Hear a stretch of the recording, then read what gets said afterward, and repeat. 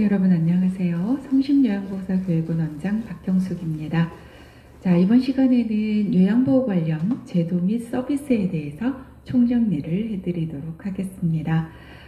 첫 번째, 사회복지와 노인복지에 대해서 이제 교재에 나와 있었는데요. 사회복지라는 것은 인간이 살아가면서 겪게 되는 여러 가지 욕구라든지 사회 문제, 그리고 위험들을 해결해서 더 높은 삶의 질을 도모하려는 전문적인 노력, 그리고 사회 제도를 우리가 사회복지라고 합니다.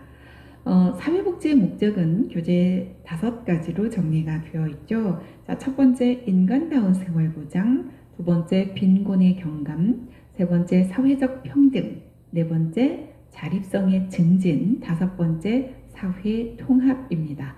그래서 이런 정도는 뭐 시험에 자주 출제되는 것은 아니고요. 그냥 이런 게 있나 보다 하시면 될 것 같아요. 자, 두 번째, 노인을 위한 유엔의 원칙 5가지입니다. 유엔에서 노인복지를 해주기 위해서는 이 5가지를 꼭 지켜라 하고 원칙을 정해놓은 건데요. 첫 번째가 독립의 원칙입니다. 두 번째는 참여의 원칙이고, 세 번째는 보호의 원칙, 네 번째는 자아 실현의 원칙, 다섯 번째는 존엄의 원칙입니다. 이 부분이 시험 문제에 나올 때가 가끔 있는데, 대부분 이제 그 노인을 위한 유엔의 원칙으로 뭐 옳은 것은 이렇게 해서 이 중에 하나를 넣고 나머지 4개는 이제 다른 거를 넣는 이제 그런 게 나오거나, 아니면 독립의 원칙을 지켜주기 위해서는 뭐가 필요하냐, 또는 뭐 참여의 원칙이나 자아실현의 원칙을 지키기 위해서는 뭐가 필요한지에 대해서 묻는 그런 문제들이 출제가 됩니다. 자, 독립의 원칙을 지켜주기 위해서는 여러분 뭐가 있어야 독립이 가능한가요? 지금 여기에는 적혀 있지는 않지만 소득이 있어야 가능합니다. 그래서 뭐 소득 이런 단어 나오면 독립의 원칙을 지켜줘야 된다라고 찾으시면 되고요. 두 번째, 교육과 훈련 프로그램에 참여할 수 있도록 도와줘야 된다. 그리고 가능한 한 오랫동안 가정에서 생활할 수 있도록 도와줘야 된다라는 얘기가 나옵니다. 시설에 입소하게 되면 여러분 독립된 생활을 하기가 힘들죠. 내 집에서 내가 있어야 독립된 생활이 가능하기 때문에 독립의 원칙을 지켜주기 위해서는 가능한 가정에서 오랫동안 살 수 있게 해줘야 된다라는 얘기가 나오는 겁니다. 자, 두 번째, 참여의 원칙인데요. 이 참여의 원칙은 지식과 기술을 젊은 사람과 함께 공유해야 합니다. 저희 이제 시부모님과 저희 아이들, 저희 이제 이렇게 카톡방이 있는데요.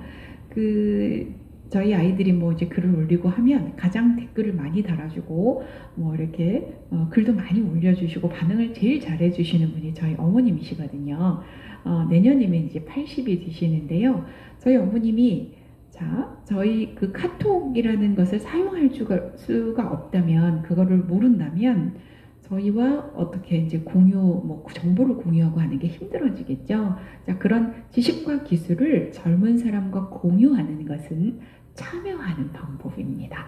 자, 세 번째는 보호의 원칙인데요. 뭐 어르신들을 잘 보호해줘야 된다는 얘기가 나오니까 그냥 보시면 될 것 같고, 네 번째, 자아실현의 원칙은 항상 어떤 단어가 나오냐면 잠재력 개발이라는 단어가 따라 나옵니다. 그래서 뭐 잠재력을 개발해줘야 된다 이런 얘기 나오면 자아실현의 원칙 이렇게 찾으시면 되고요. 다섯 번째, 존엄의 원칙은 존엄한 존재이기 때문에 학대하면 안 된다라는 얘기가 나와요. 그래서 학대로부터 자유로워야 하고, 그 다음에 뭐 인종이나 나이나 뭐 재산이나 이런 것 때문에 차별 대우하면 안 된다라는 이야기가 나오거든요. 왜냐하면 존엄한 존재이니까. 자, 그래서 차별하지 않고 학대하지 않는다가 나오면 존엄의 원칙을 찾으시면 됩니다. 자, 이번에는 노인복지시설인데요. 이 부분을 여러분들이 조금 어려워하시는 것 같아요. 그래서 좀 정리를 해드릴게요. 자, 노인복지시설은 첫 번째 노인 주거복지시설에 있고요. 두 번째 노인 의료복지시설, 세 번째 노인 여가복지시설, 그 다음에 재가복지시설, 이렇게 크게 4가지로 나눌 수가 있습니다. 자, 주거복지시설부터 먼저 한번 살펴보도록 할게요. 주거를 제공하는 겁니다. 그래서 가장 대표적인 게 양로시설, 우리가 흔히 알고 있는 양로원이라고 보시면 됩니다. 여기에서는 어떤 치료나 이런 것을 하는 것은 아니고 거기서 그냥 일상생활에 필요한 편의만을 제공을 하기 때문에 주거만 제공한다라고 합니다. 그래서 이 양로시설이 가장 대표적인 주거복지시설이고요. 두 번째, 노인 공동생활가정이 있습니다. 여러분 어디서 보셨죠? 노인 요양공동생활가정을 아마 보셨을 겁니다. 우리가 노인 장기요양보험제도에서 배웠던 노인 요양공동생활가정은 등급 받은 어르신들이 모여 사는 그룹홈이고요. 여기서 말하는 노인 공동생활가정은 요양이 빠져있죠, 쪽에. 이 공동생활가정은 건강한 노인들이 모여 사는 곳입니다. 그래서 어르신들한테 가정과 주거여건 이런 것들만 제공을 하기 때문에 요양이 빠진 그냥 노인 공동생활가정은 주거복지시설로 들어갑니다. 자, 세 번째, 노인복지주택입니다. 여러분 그 어르신들이 모여 사는 이런 임대주택 같은 데, 임대아파트 이런 데 있죠. 네, 그런 거를 노인복지주택이라고 보시면 됩니다. 그래서 주거를 제공하니까 당연히 노인복지주택도 주거복지시설로 들어가게 되겠죠. 자, 두 번째, 노인의료복지시설입니다. 노인의료복지시설은 의료를 제공하는 건데요. 두 가지가 있습니다. 노인요양시설과 노인요양 공동생활가정이 있습니다. 여러분 이거 어디에서 나온 거죠? 그쵸? 노인장기요양보험제도의 급여를 보면 세 가지가 있잖아요. 재가급여, 시설급여, 특별현금급여가 있는데 그 중에 시설급여 두 가지가 이 두 가지죠. 노인요양시설과 노인요양 공동생활가정. 그러면 왜 이름이 서로 다르냐? 우리가 노인 장기 요양보험 제도에서 이제 급여의 종류를 본다면 이건 시설급여에 들어가지만 지금 우리가 보고 있는 것은 노인 장기 요양보험 제도보다 조금 더 상위법입니다. 노인복지법에서 보는 거고요. 노인복지법에서는 이 두 가지를 의료를 제공한다. 왜냐하면 이 노인요양시설과 노인요양공동생활가정에서는 요양원이잖아요. 여기가 이 요양원은 촉탁위가 있습니다. 그리고 간호사나 간호조무사가 근무를 하기 때문에 이분들이 아플 때 약을 처방을 받을 수도 있고요. 어떤 치료를 해줄 수도 있습니다. 그래서 이 노인요양시설과 노인요양공동생활가정은 의료복지시설로 봅니다. 그래서 노인복지법에서 봤을 때는 의료복지시설로 보고요. 노인장기요양보험제도에서 봤을 때는 시설급여라고 봅니다. 자, 다시 말씀을 드리면 노인장기요양보험제도에서 봤던 시설급여 두 가지, 노인요양시설과 노인요양공동생활가정은 노인복지법에서는 노인의료복지시설로 본다라는 뜻입니다. 자, 세 번째는 노인 여가복지시설입니다. 여가를 보내는 가장 대표적인 곳이 복지관이죠. 노인복지관. 그리고 두 번째 경로당이고요. 세 번째가 노인교실입니다. 노인복지관은 노인에게 정보를 제공하고 노인의 복지를 증진한다라는 단어가 나옵니다. 그런 거 나오면 노인복지관 찾으시면 될 거고요. 경로당은 자율적인 친목도모, 그 다음에 공동작업장 이런 단어 나옵니다. 그러면 경로당 찾으시면 될 거고요.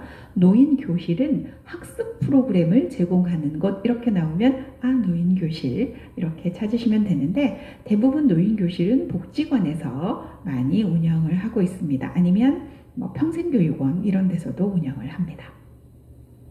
자, 네 번째 재가노인복지시설인데요. 재가노인복지시설은 우리 노인장기요양보험 제도에서 재가급여에 해당하는 6가지가 있었잖아요. 그 중에서 방문간호가 빠진 5가지입니다. 자, 첫 번째 방문요양, 두 번째 방문목욕, 그 다음에 방문간호 있었는데 여기에서는 빠집니다. 그리고 취약안보호, 단기보호, 그 밖의 서비스, 이게 기타 재가급여라고 나왔던 거 있죠? 그게 복지용구라고 했었는데 이렇게 5가지가 재가노인복지시설입니다. 자, 5번째 노인보호 전문기관이 있는데 이 노인보호 전문기관은 학대 피해 노인 전용 쉼터와 좀 구분을 하셔야 합니다. 노인보호 전문기관에서 하는 가장 큰 일은 노인학대를 예방하는 일을 합니다. 그리고 노인학대를 방지하는 일을 해서 노인학대 행위자를 또 상담을 하거나 교육도 해주고요. 그 다음에 중요한 노인학대를 발견했다. 우리가 어디에 신고해야 되냐? 그러면 여기 하시면 됩니다. 노인보호 전문기관에다가 신고하시면 됩니다. 그래서 노인학대 신고 전화를 운영하는 곳이 어디냐 이렇게 물어보면 노인보호 전문기관 이렇게 하시면 되고요. 그 다음에 학대 피해 노인 전용 쉼터는 이런 이제 학대를 받은 노인들을 보호해주고 심신을 치유하는 프로그램을 제공해주고 하는 곳이 학대 피해 노인 전용 쉼터입니다. 노인 일자리 지원 기관은 당연히 노인들에게 일자리를 지원해주는 곳이 되겠죠. 그래서 일자리뿐만 아니라 창업 같은 것도 지원해주기도 합니다. 자, 이번에는 지역사회지원센터를 좀 볼 건데요. 시험에는 그렇게 자주 출제가 되는 부분은 아닙니다만은 최근에는 조금 이쪽도 출제가 이제 좀 되기는 합니다. 자, 첫 번째 여러분들 잘 알고 있는 치매안심센터입니다. 옛날 치매지원센터를 이제 요즘은 치매안심센터라고 합니다. 그래서 여기에서 하는 가장 큰 역할은 치매 조기 검진입니다. 그래서 그 지역에 사시는 분들이 치매가 의심된다라고 했을 때 1차 검진은 누구나 무료로 이렇게 받을 수 있게 되죠. 그래서 치매 조기 검진이라든지 치매 친화적인 지역사회를 조성하거나 1:1 사료관리 이런 것은 치매안심센터에서 지금 하고 있고요.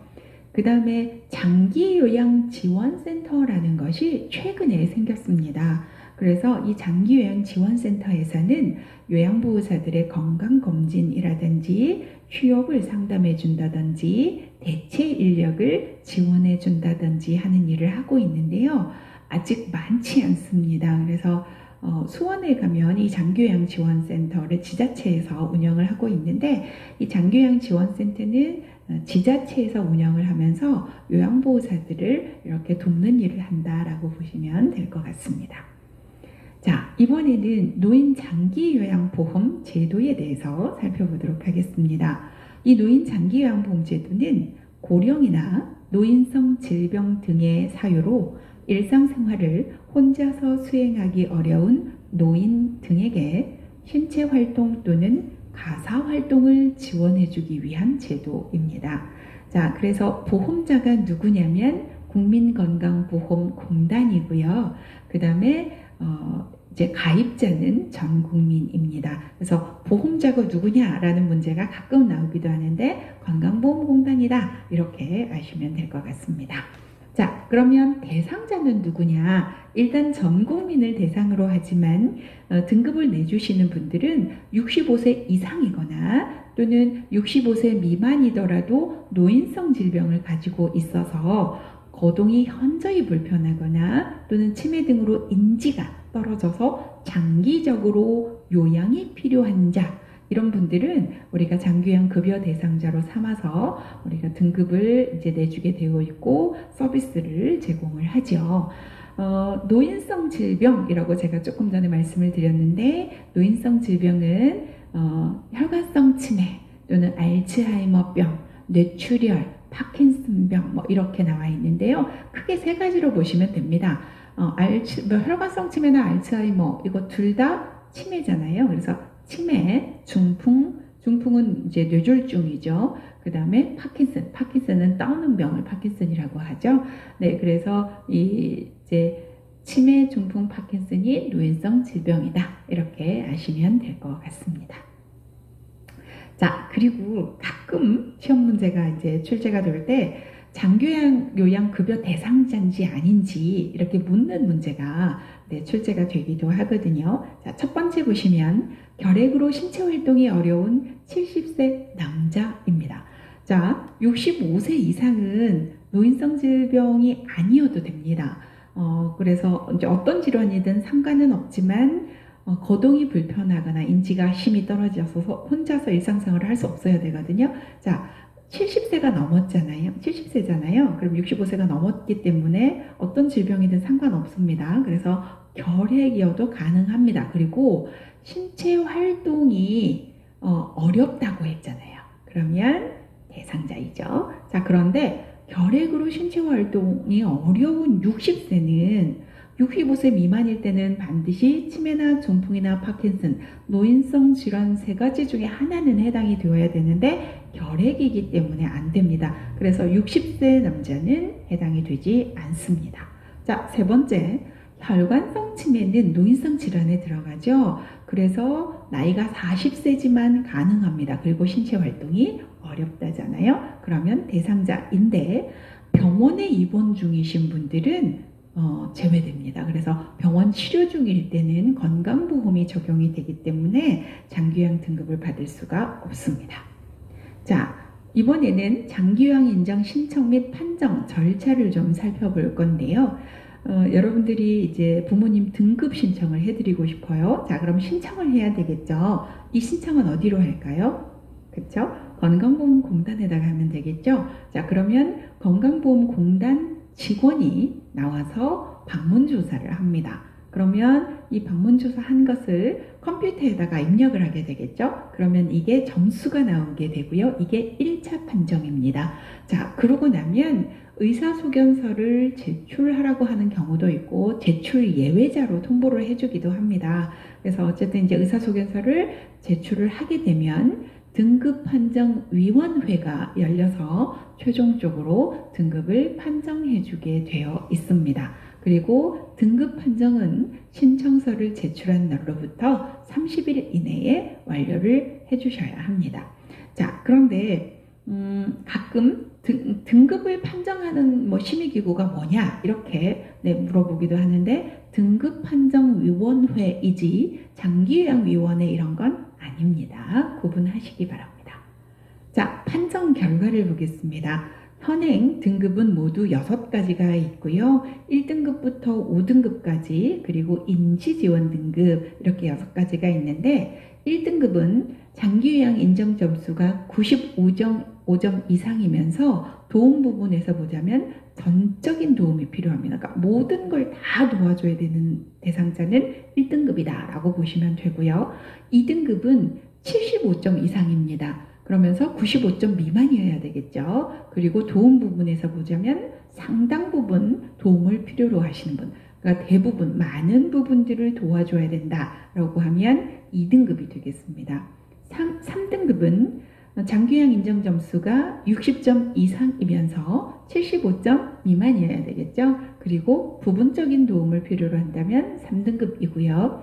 4등급은 51점 이상 60점 미만입니다. 그리고 일정 부분 도움을 필요로 합니다. 그리고 5등급은 45점 이상이면서 51점 미만이어야 되겠죠. 그리고 치매 확장자입니다. 그래서 5등급은 치매 특별등급이라는 이름이 붙어 있기도 합니다. 그리고 6번째로 있는 인지지원 등급은 45점 미만으로서 치매 확정자입니다. 그래서 경증 치매 대상자가 인지지원 등급에 들어가게 됩니다. 자, 이번에는 일상생활 수행 동작이라고 하는 ADL에 대해서 좀 살펴볼 건데요. 옷 벗고 입고 세수하고 양치하고 목욕하고 식사하고 체위 변경하고 화장실 이용하고 대소변 조절하고 이런 것들을 우리가 일상생활 수행 동작이라고 하고 모두 12가지인데요. 이런 것들을 몇 개 정도 다른 사람이 도와줘야 되는가를 가지고 점수를 내서 또 등급을 매기기도 합니다. 자, 그 다음에 이번에는 장기요양 급여의 내용 이렇게 되어 있는데 제가 수업할 때 이 급여라고 하는 것은 혜택이라고 말씀을 드렸었죠. 제도에서는 우리가 이제 보통 급여라고 하는 것은 월급 급여라고 하지만 법 제도에서 급여를 말을 할 때는 혜택을 급여라고 합니다. 그래서 장기요양 급여는 3가지가 있었었죠. 첫 번째는 재가급여가 있었고요. 두 번째는 시설급여, 세 번째는 특별 현금급여가 있습니다. 재가급여는 가정에서 생활하면서 서비스를 이용하는 것을 우리가 재가급여라고 하겠죠. 자, 재가급여는 모두 6가지가 있습니다. 그래서 첫 번째 방문 들어가는 3가지가 있죠. 방문 요양, 방문 목욕, 방문 간호가 있고요. 취약한 보호, 단기 보호, 기타 재가급여 이렇게 6가지가 있는데 방문 요양은 수급자의 가정을 방문하여 가사활동이나 신체활동을 도와주는 것을 방문 요양이라고 합니다. 방문 목욕은 목욕 장비를 가지고 가서 수급자의 가정을 방문해서 목욕하는 것을 방문 목욕이라고 하고요. 이 방문 목욕은 다른 건 아무것도 안 하고 가서 목욕만 하고 옵니다. 1시간 동안. 그래서 차량을 이용하는 경우와 이용하지 않는 경우 2가지의 경우가 있죠. 세 번째 방문 간호는 간호사 등이 방문 간호 지시서에 의해서 간호 행위를 해주는 걸 말하죠.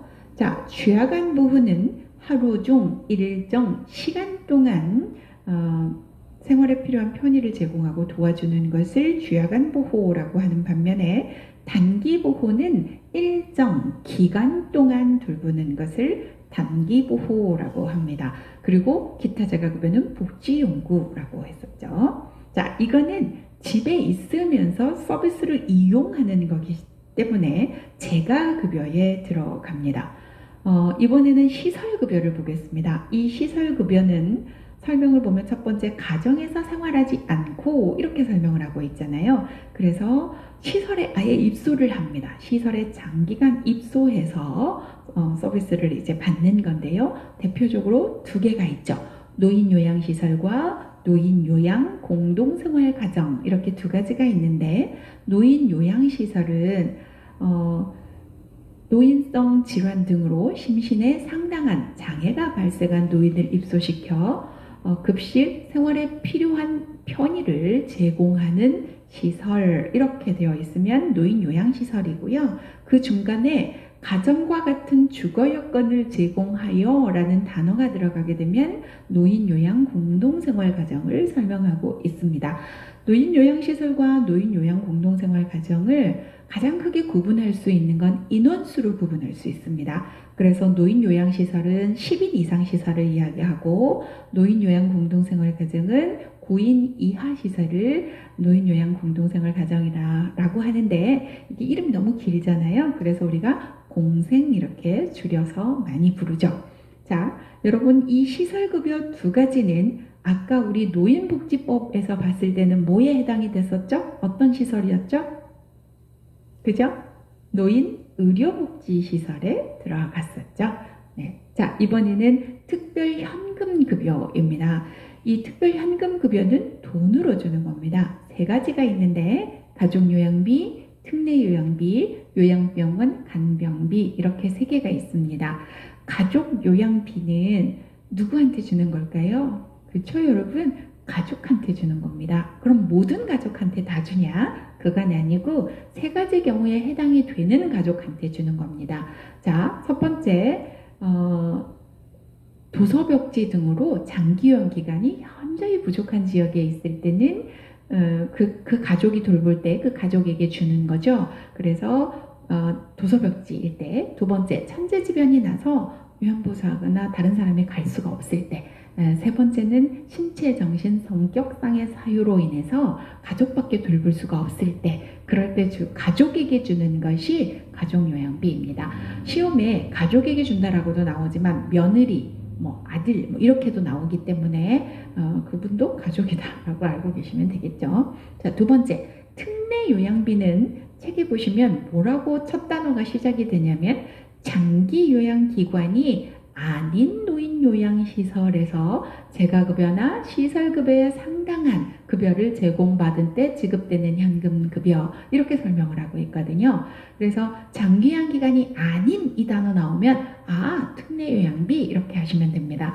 근데 이 특례요양비를 좀 풀어보면 특별한 예일 때 주는 요양비입니다. 그렇기 때문에 장기요양기관이 아닌 노인요양시설은 그럼 어디야? 양로시설입니다. 양로시설이나 장애인시설 이런 데 계시던 분이 특히 이제 양로시설에 좀 많이 해당이 되는데 이제 등급을 받게 됐을 때 지급되는 현금급여다 이렇게 알고 계시면 되는데 아직까지 시행은 하고 있지 않습니다. 자, 세 번째, 요양병원 간병비는 수급자가 요양병원에 입원했을 때 지급되는 현금급여라고 설명이 되어 있죠. 근데 이때 말하는 수급자는 기초생활수급권자가 아니라 등급받은 어르신을 말합니다. 어떤 제도에서 수급자라고 하는 것은 그 제도의 혜택을 받는 사람이라는 뜻이기 때문에 등급을 받은 어르신이라는 뜻입니다. 자, 이번에는 노인장기요양보험 재원조달을 살펴볼 건데요. 3자 분담 방식으로 진행이 되고 있죠. 그래서 첫 번째는 우리가 건강보험료랑 같이 내는 장기요양보험료입니다. 그게 전체 재원 중에서 한 60에서 65%를 차지하고 있고요. 국고에서 한 20% 정도 지원을 해줍니다. 그리고 세 번째는 본인 일부 부담금인데 재가를 이용하게 되면 15%, 시설을 이용하게 되면 20%를 부담을 하게 됩니다. 자, 그리고 경감 대상자가 있어요. 좀 깎아주는 대상자가 있는데 누구냐면 저소득층입니다. 그리고 저소득층과 의료급여수급권자라고 해서 의료적인 혜택만 받는 분들이 있거든요. 이제 병원비를 경감시켜주는 대상자라고 보시면 됩니다. 그런 분들을 의료급여수급권자인데 그냥 말이 어려우니까 저소득층이라고 생각하셔도 크게 뭐 다르지는 않습니다. 자, 이런 분들은 깎아주는 겁니다. 그래서 이 15%에 40에서 60% 또는 20%를 부담을 해야겠지만 20%에서 40에서 60% 정도를 내게 되는 건데 어떤 사람은 40%, 어떤 사람은 60%를 경감해 주는데요. 그건 보험료에 따라서 다르다라고 보시면 됩니다. 자, 그리고 무료이신 분들도 있죠. 이 무료이신 분들은 기초생활수급권자는 무료입니다. 단, 이 기초생활수급권자도 모두가 무료는 아니고요. 비급여 항목이 있습니다. 이것은 본인이 전액 부담을 하셔야 됩니다. 가끔 시험에 비급여 항목은 뭐 전액 국가가 부담한다 뭐 이렇게도 나오는데 비급여 항목은 본인이 부담을 하셔야 되고요. 비급여 항목은 뭐 미용비, 머리 자르는 비용이라든지 아니면은 목욕하는 비용 이런 부분들은 본인이 부담을 하셔야 됩니다. 또는 식재료비 뭐 이런 것들은 본인이 부담을 하기도 합니다.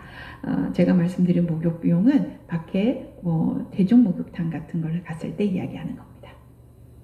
자, 이번에는 이제 표준 장기 요양 이용 계획서에 대해서 좀 살펴볼 건데요. 우리가 그 등급을 받게 되면 이 장기 요양 인정서와 표준 장기 요양 이용 계획서 이렇게 두 가지를 용지를 받게 됩니다. 공단으로부터. 자, 그런데 이 표준 장기 요양 이용 계획서에는 어떤 내용들이 들어있냐면 대상자나 가족들이 장기 요양 서비스를 이용할 수 있도록 안내하는 역할을 합니다. 그래서 여기에 보면 뭐 등급도 있고요. 월 한도액도 여기에 들어가고요. 본인 부담금을 몇 프로 내야 되는지도 여기 적혀 있고요. 그리고 이분의 뭐 장기요양 서비스가 필요한 영역이라든지 욕구, 본인이 뭘 원했는지, 그리고 이 사람들을 도와주기 위해서 어떤 목표를 세우고 필요한 내용들이 뭔지가 자세하게 적혀 있는 부분들이 이 표준 장기 요양 이용 계획서입니다. 말이 너무 길기 때문에 저희가 줄여서 표장 이렇게 부르는 거라고 얘기를 했었죠. 이 표장은 이런 서비스를 안내하는 역할을 하고요. 또 장기요양 기관에서는 이 대상자를 이 뭐 필요 내용이라든지 목표라든지 이런 것들을 보면 이분들은 이러이러한 문제가 있고 이러이러한 서비스가 필요하겠구나 라고 알 수가 있게 되겠죠. 그래서 대상자를 이해하는데 도움이 되는 자료가 되기도 합니다. 자, 그리고 비용이나 횟수 이런 부분도 표장에 들어 있습니다. 그래서 대상자가 예를 들어서 나는 방문 요양 서비스를 받고 싶어요. 주 5회 하루 180분 이렇게 받고 싶어요. 그러면 전체 수가가 얼마가 잡히고 그 중에 나는 이만큼 142,300원 정도를 내가 내겠구나 이렇게 알 수 있게 되는 겁니다.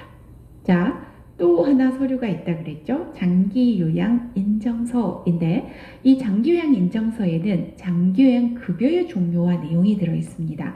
자, 급여의 종류와 내용은 뭐냐면 지금 여기를 보시면 이게 장기요양 인정서인데요. 이 인정서 보면 이름, 생년월일, 인성번호, 등급, 그리고 유효기간이 여기에 적혀 있습니다.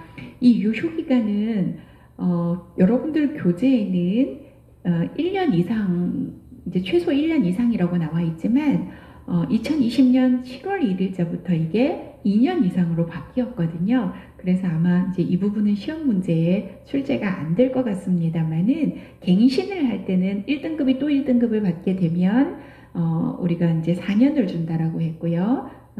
그다음에 2, 3, 4등급이 또 같은 등급을 받게 됐을 때는 3년을 주고 5등급과 인지지원 등급이 또 같은 등급을 받게 됐을 때는 2년을 준다라고 나왔었죠. 그래서 이제 그 부분은 이게 유효기간에 대한 거고요. 그 다음에 여기를 보시면 장기요양급여의 종류 및 내용 이게 나와 있습니다.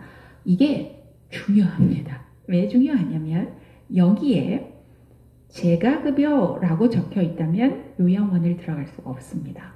그런데 여기에 재가급여와 시설급여가 둘 다 적혀 있죠. 그러면 어르신이 집에 계시다가 갑자기 상태가 안 좋아져서 요양원에 보내야 된다라고 하면 바로 입소가 가능합니다.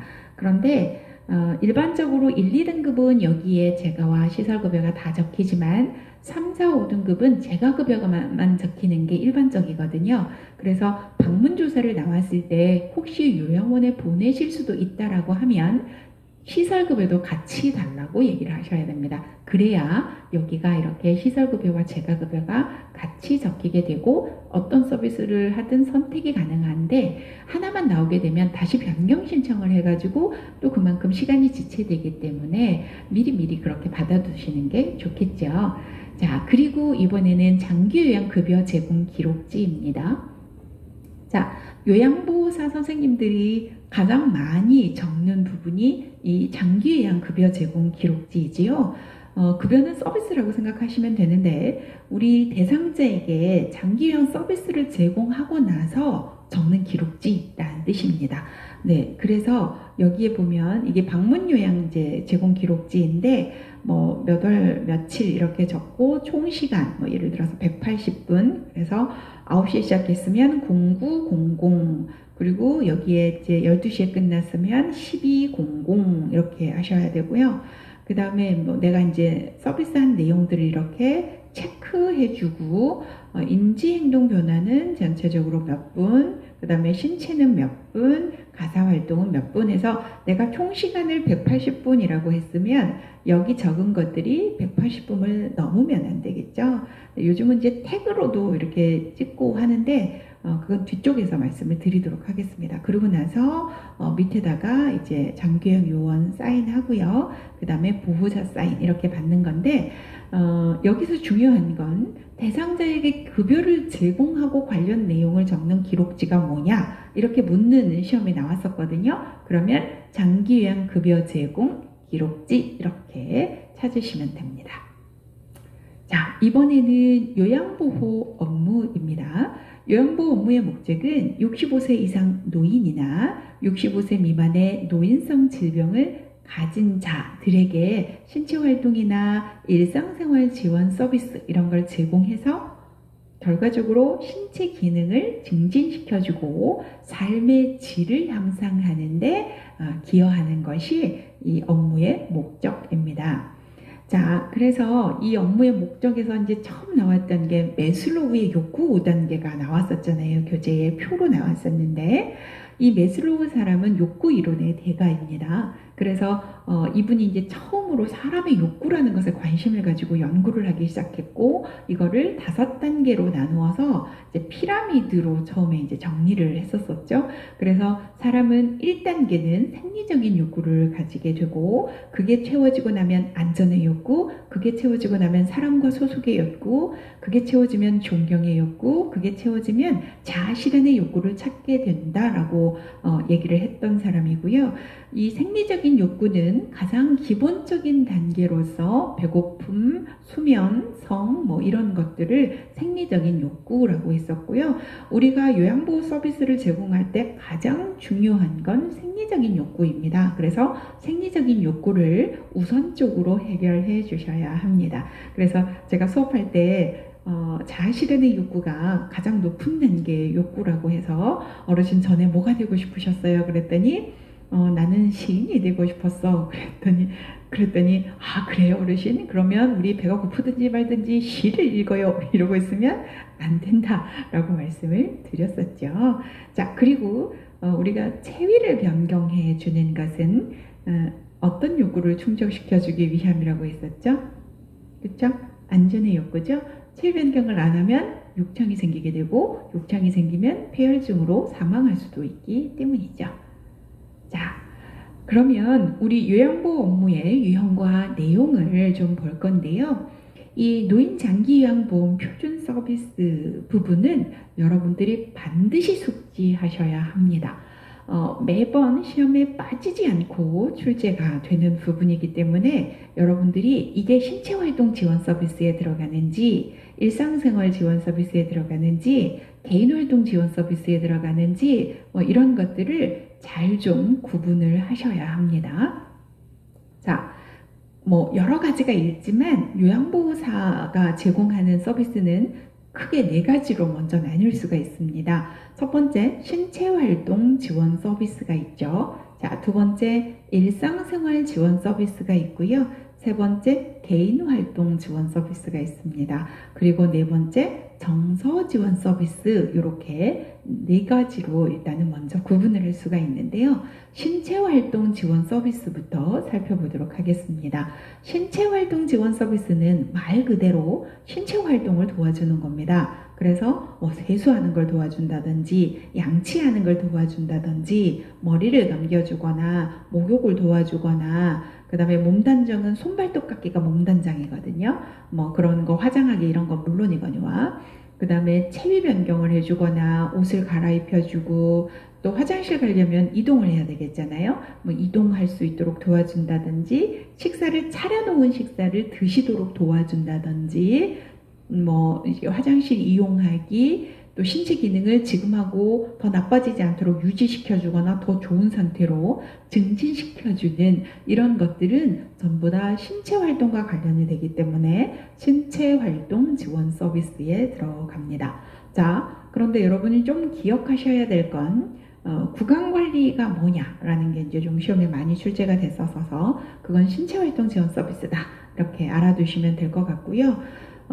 방문 목욕과 목욕 도움은 서로 다르죠. 방문 목욕은 2인 1조로 가서 목욕만 하고 오는 서비스이고요. 여기서 말하는 목욕 도움은 샤워처럼 어르신을 이제 목욕하는 거 간단하게 도와주는 거 정도로 생각을 하시면 됩니다. 그래서 목욕 도움은 신체활동 지원 서비스이고 방문 목욕은 신체활동 지원 서비스가 아닙니다. 자, 그리고 이 이동 도움은 실내 이동을 이야기합니다. 그러니까 방에서 화장실까지 이동을 한다든지 방에서 거실까지 이동을 할 때 도와준다든지 또는 뭐 침대에서 휠체어로 이동하도록 도와준다든지 이런 것들을 이동 도움이라고 하고 아예 집 바깥으로 나가는 건 개인활동 지원 서비스라고 합니다. 자, 그리고 식사 도움이 있는데 이 식사 도움은 취사와는 다릅니다. 밥을 하고 반찬을 만드는 것은 취사에 들어가는 거고요. 우리가 만들어 놓은 식사를 드실 수 있도록 도와드리는 거라든지 아니면 뭐 어르신이 드시다가 토했어요. 그리고 그거를 구토물을 정리하는 거 이런 것들은 식사 도움에 들어갑니다. 자, 이번에는 일상생활 지원 서비스입니다. 이 일상생활 지원 서비스는 쉽게 말하면 밥하고 빨래하고 청소하는 겁니다. 그게 일상생활이잖아요. 그래서 밥하고 빨래하고 청소하기를 기억하시면 되는데 책에 있는 용어로 하자면 취사, 청소 및 주변 정돈, 세탁 이렇게 정리를 할 수가 있습니다. 자, 그런데 여러분 이 청소 및 주변 정돈으로 외우시잖아요. 그래서 청소만 기억을 하시면 안 됩니다. 요즘 청소를 쏙 빼고 주변 정돈만 이게 어느 서비스에 들어가냐 그러면 청소만 기억을 하고 있다고 뭐더라? 이럴 수 있거든요. 그러니까 청소와 주변 정돈을 같이 기억하셔야 됩니다. 그래서 주변 정돈은 일상생활 지원 서비스에 들어간다 라고 기억을 하시면 되고, 이 세탁은 빨래하는 것뿐만 아니라 널기, 개기, 뭐 다림질하는 것까지 다 세탁에 들어간다 라고 보시면 됩니다. 자, 이번에는 개인활동 지원 서비스, 제가 외부 활동이라고 적어놨는데 바깥으로 나가는 건 개인활동 지원 서비스다라고 보면 됩니다. 자, 두 가지가 있는데요. 쉽게 말하면 함께 나가는 거랑 그 다음에 심부름하는 거랑 두 가지입니다. 외출 시 동행, 어르신이 병원 갈 때 내가 같이 가줘요. 그럼 외출 시 동행이죠? 이건 무슨 서비스냐? 그러면 개인활동 지원 서비스 하면 되겠죠? 또 어르신이 산책 갈 때 내가 같이 가줘요. 그러면 외출 시 동행이니까 개인활동 지원 서비스죠. 자, 그런데 어르신이 약을 좀 타다 달래. 근데 환자 안 가도 된대. 그래서 내가 대신 가서 약을 타다 드린다든지, 뭐 편지 좀 붙여달라 그래서 우체국 가서 편지를 붙여다 줬다든지, 뭐 민원을 신청해달라 구청에 가서 이거 접수 좀 해달라 그래서 내가 가서 대신 가서 그런 거를 대행을 한 거잖아요. 심부름을 했다. 그런 건 일상 업무 대행이에요. 그래서 내가 바깥 활동을 하는 것은 개인활동 지원 서비스다. 이렇게 기억을 하시면 됩니다. 자, 아이고, 이게 뒤로 넘어가네요. 자, 그리고 이게 정리를 좀 제가 잘못했는데, 정서 지원 서비스가 있죠? 이 정서 지원 서비스는, 말로 하는 거라고 기억하시면 됩니다. 자, 첫 번째가 말벗 격려 위로도 말로 하죠. 생활 상담이 두 번째죠. 상담도 말로 하죠. 자, 세 번째, 의사소통 도움도 말로 하는 겁니다. 자, 그래서 정서 지원 서비스는, 말로 하는 거, 이렇게 기억을 하면 되시는데, 자, 말벗 격려 위로는 뭐 어렵지 않죠. 생활 상담은 여러분 이거는 뭐 인생 상담 하시는 거 아닙니다. 또는 뭐 우울증 상담 이런 게 아니라 우리가 해주는 서비스, 신체 활동이나 가사 활동 지원 서비스와 관련된 상담을 우리가 생활 상담이라고 합니다. 자, 세 번째, 의사소통 도움. 이게 시험에 많이 출제가 됩니다, 여러분. 자, 의사소통 도움은 어르신이 이제 말씀을 잘 못하실 때 옆에서 늘 케어를 하시는 분은 뭐 이렇게 해도 무슨 말인지 아시잖아요. 그래서 그게 무슨 말인지 이렇게 구두 의사 전달하는 건 당연하고요. 그것뿐만 아니라 책을 읽어준다든지 또는 신문을 뭐 읽어준다든지 편지를 대신 써준다든지, 또 콜벨 이거 들고 계세요. 화장실에 갔을 때. 그래서 다 보시면 이거 흔드세요. 또 누르세요. 뭐라고 하는 이런 콜벨에 대처하는 것도 의사소통 도움에 들어갑니다. 그래서 의사소통 도움은 정서 지원 서비스라는 거를 꼭 기억을 해 두시고요. 그 다음에 이 의사소통 도움에는 책 읽기, 신문 읽기뿐만 아니라 편지를 대신 써주는 거, 말로 의사 전달을 해주는 거, 콜벨 대처도 다 의사소통 도움에 들어간다라고 기억을 해주시면 좋겠습니다.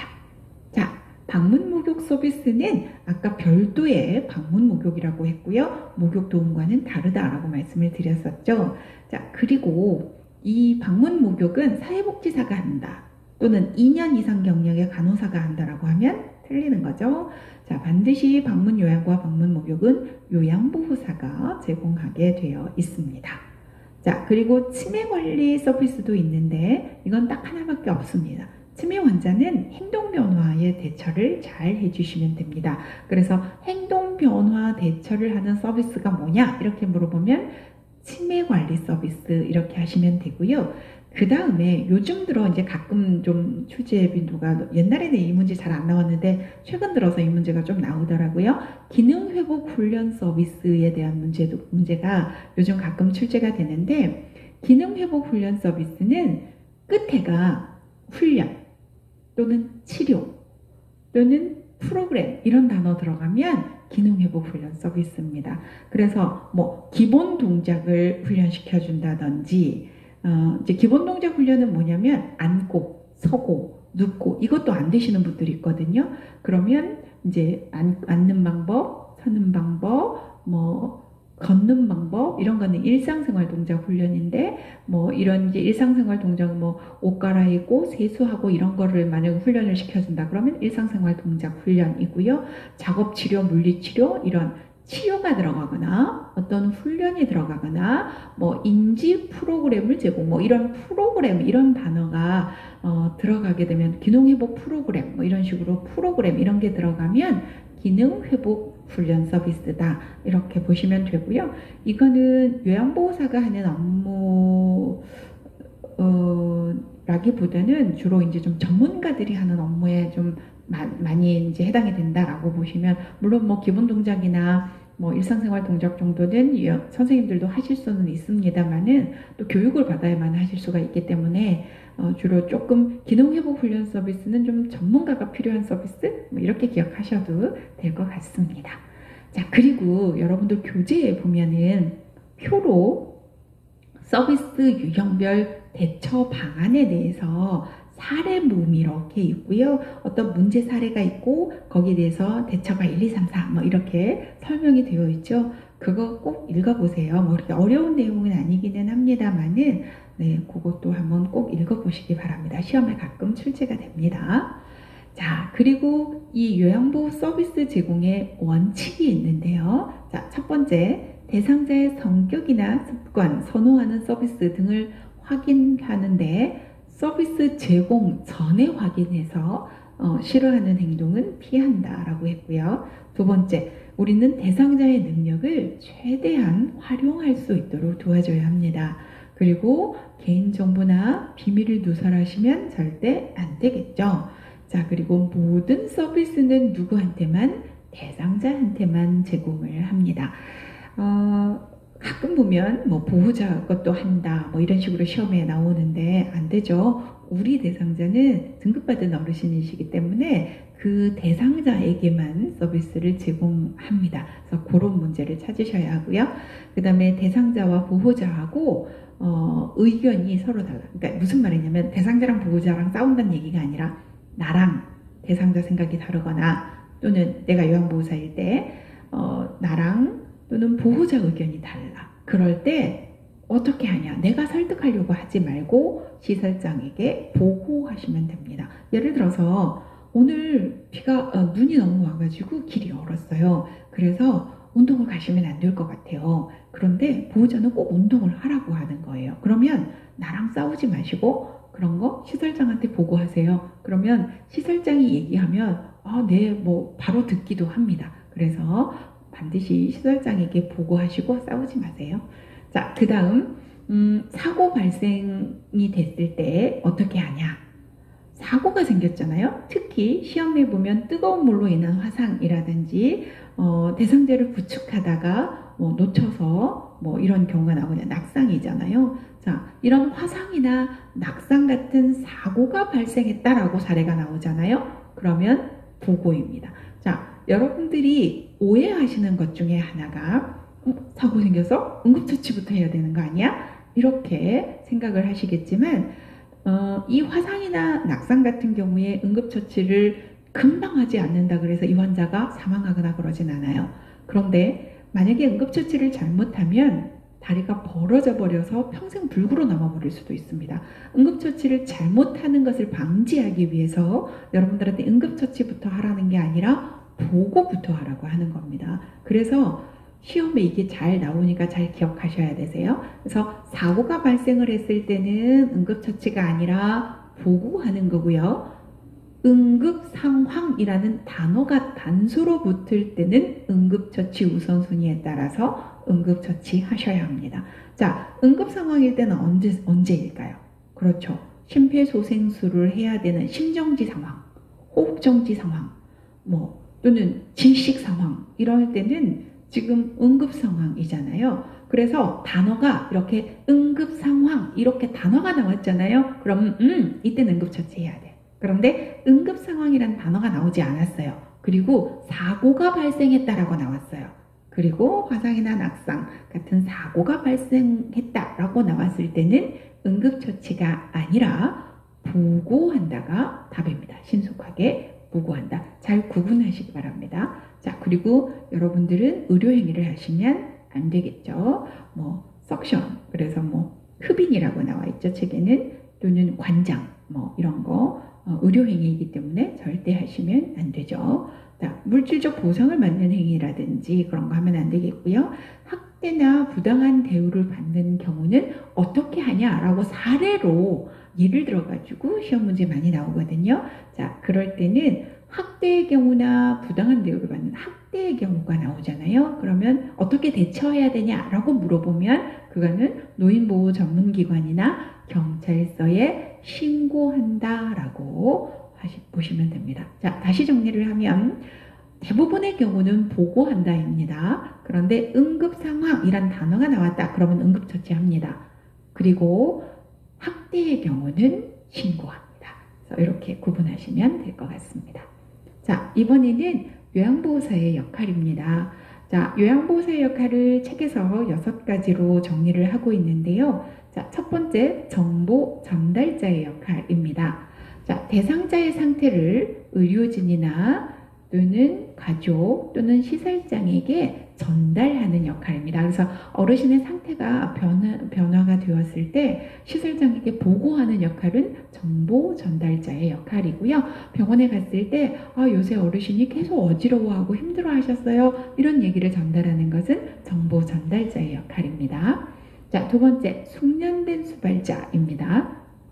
숙련된 지식과 기술로 대상자의 불편감을 경감해주는 역할이 뭐냐? 이렇게 물어보면 숙련된 수발자의 역할이다 하시면 되겠고요. 우리는 또 동기유발자입니다. 그래서 대상자가 능력을 최대한 발휘하도록 지지하고 격려하는 역할이 우리의 역할이죠. 그래서 운동하기 싫어하는 대상자에게 칭찬과 격려를 해서 운동을 열심히 할 수 있도록 도와주는 건 동기유발자의 역할입니다.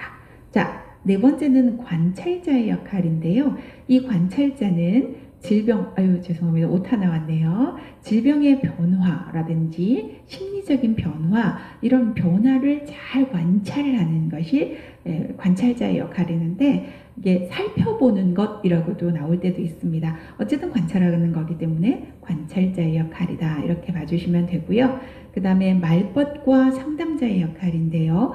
효율적인 의사소통 기법을 활용하여 심리적인 안위를 도모하는 역할은 이렇게 하면 상담자의 역할이라고 보시면 될 것 같아요. 우리가 말을 잘 들어주고 위로해주고 이렇게 하면 마음으로 굉장히 편하잖아요. 네, 그래서 신체적, 심리적 안위를 도모하는 역할이 뭐냐 이렇게 나오면 말벗과 상담자의 역할 이렇게 보시면 될 것 같고요.